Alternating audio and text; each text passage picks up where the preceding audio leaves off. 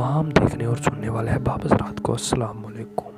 उम्मीद करता हूँ कि आप सब खैरियत से होंगे। मैं आज आपके लिए हूर परी का अमल लेकर हाजिर हुआ हूँ।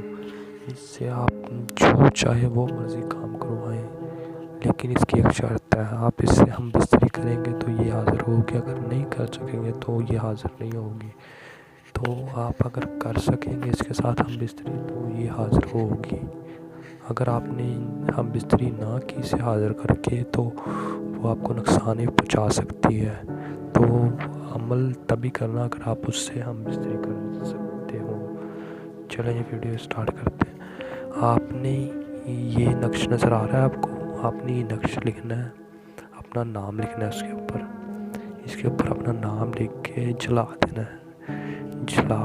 है। तो डरना बिल्कुल नहीं, आपने बिल्कुल नहीं डरना। आपने ये नक्श जलाते हुए तो आपने जला देना है और ये मंत्र आपने पढ़ना है जो आपको नज़र आ रहा है। ये मंत्र पढ़ते रहना है। ये आपने 505 मरतबा पढ़ना है। उसकी राख आपने जो तवीज़ जलाया होगा, जो नक्श जलाया होगा, वो सामने हो, उसकी राख सामने हो और उसके सामने ही बैठ के आपने ये पढ़ना है मंत्र 505 मरतबा। तो आपने पढ़ते रहना, बीच में छोड़ना नहीं है। दरम्यान में छोड़कर अगर गए तो आपको नुकसान भी हो सकता है। आपको पूछेंगे मुझे क्यों हाज़िर किया, तो आप उसे बताना मैंने इसलिए हाज़िर किया आपको, मैं आपके साथ हम बिस्तरी करना चाहता हूँ। वो हम बिस्तरी का नाम सुन के खुश हो जाएगी।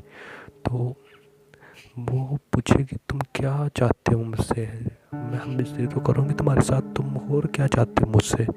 तुम मुझसे बताना कि मुझे इस चीज़ की ज़रूरत है, मुझे ये चाहिए। वो तुम्हारी ज़रूरत उसी टाइम पूरी करेगी।